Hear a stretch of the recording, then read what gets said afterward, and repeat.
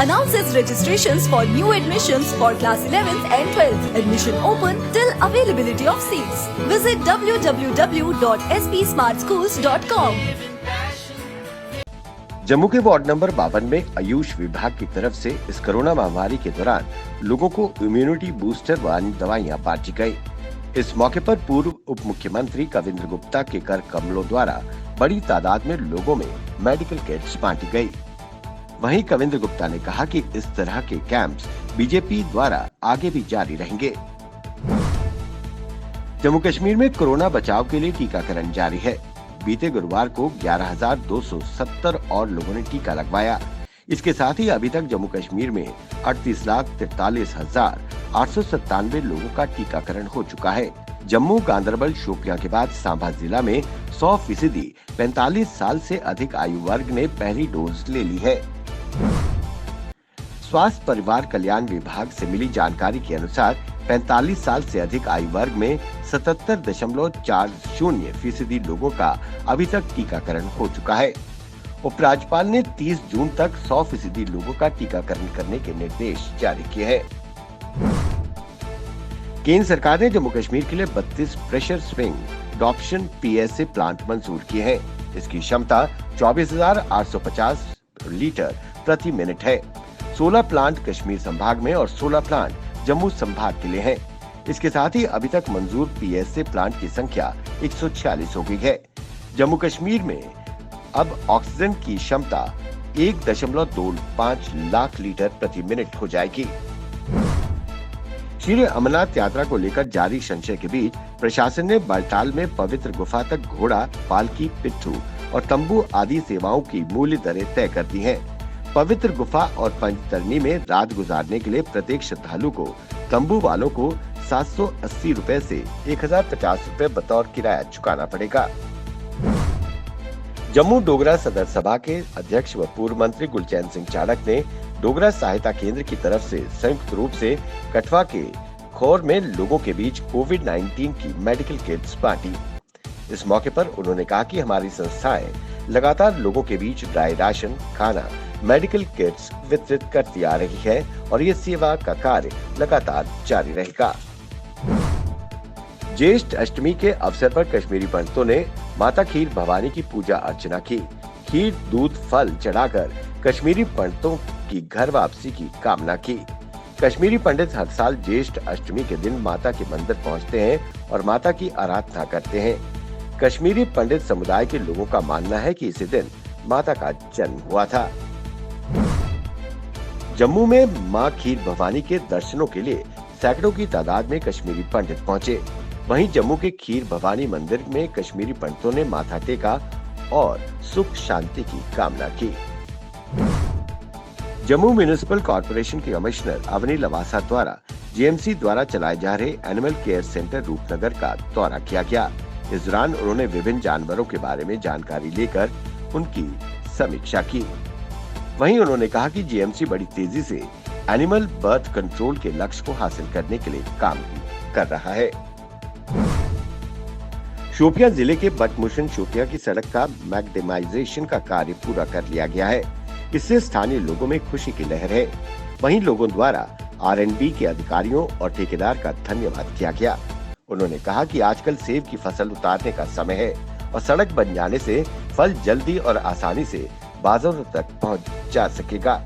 इस समय चेरी की फसल भी उतारी जा रही है। इससे किसानों को बहुत लाभ पहुंचेगा।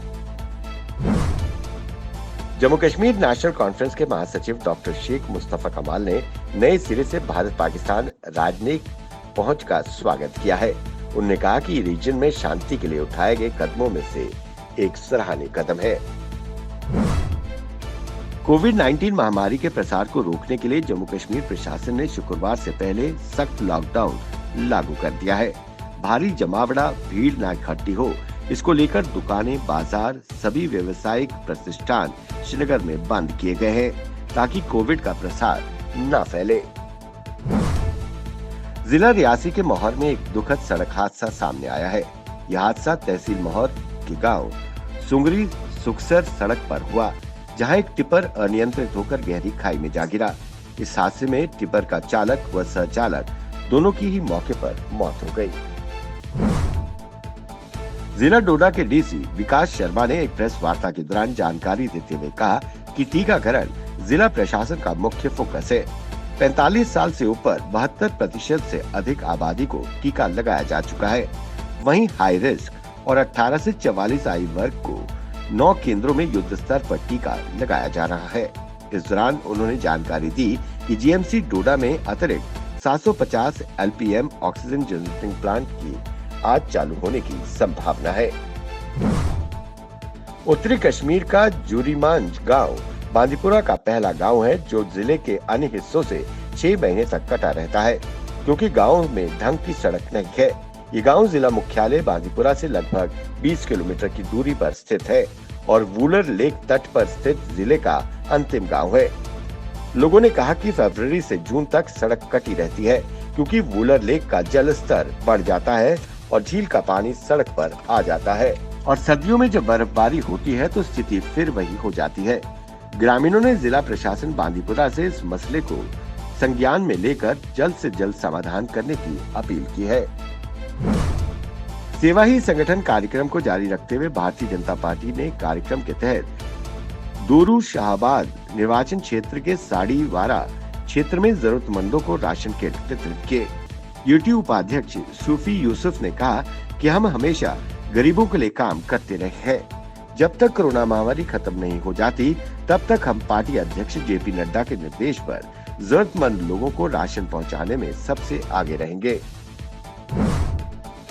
तंजलू काजीकुंड लिंक रोड पिछले कई सालों से अधर पर लटकी हुई है, जिसकी वजह से स्थानीय लोगों को दिक्कतों का सामना करना पड़ रहा है। 4 इलाके बड़वानी, चेक, काजीकुंड, मलिकाबाद और तंजलो को आपस में एक पुल द्वारा जोड़ा जाता है। वो पुल पिछले 2 सालों से बनकर तैयार है, लेकिन विडंबना यह है कि पुल के दोनों किनारों में अभी तक फिलिंग नहीं की गई, जिसकी वजह से स्थानीय लोग प्रशासन से काफी नाराज हैं। जम्मू श्रीनगर राष्ट्रीय राजमार्ग पर चमलवास बनिहाल के पास आज दोपहर एक डंपर के पलट जाने से एक व्यक्ति की मौत हो गई। पुलिस ने जानकारी देते हुए बताया कि डंपर का स्थानीय चालक रियाज अहमद 35 वर्षीय गंभीर रूप से घायल हो गया और एसडीएच बनिहाल ले जाते समय उसकी मौत हो गई।